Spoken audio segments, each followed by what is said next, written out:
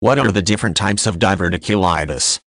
Diverticulitis is a disease of the digestive tract, most commonly the large intestine, in which diverticula, or pouches, that have grown in the digestive tract become inflamed and, possibly, infected.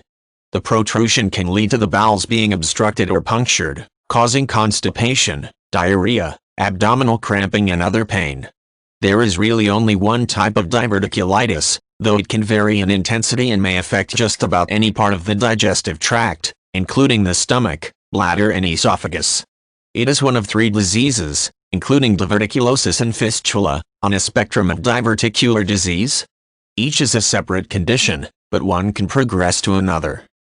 Diverticulosis involves the bulging out of tissue pockets, or diverticula, from the walls of the intestine, most commonly in the colon.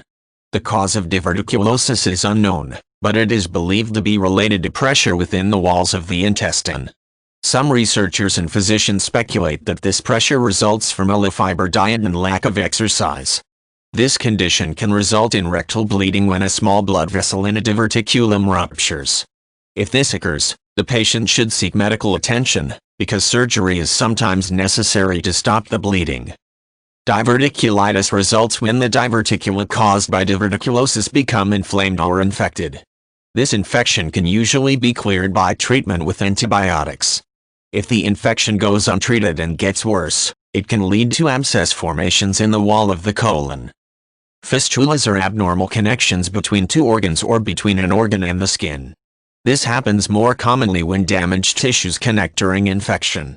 Therefore, if diverticulitis causes an infection that spreads outside the colon, a fistula may develop between the colon and nearby organs such as the bladder, small intestine and skin.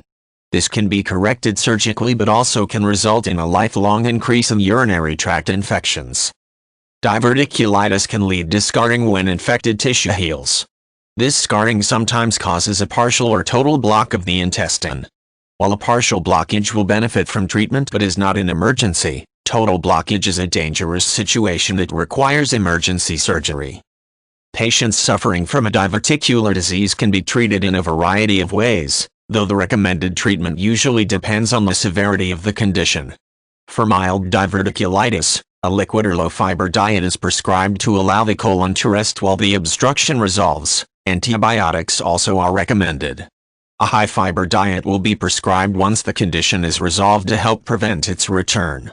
Recurrent diverticular disease may require more advanced care, including a stricter antibiotic regimen and pain relievers.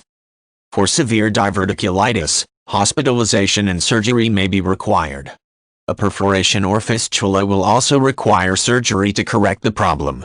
In rare, severe cases, bowel resection may be necessary.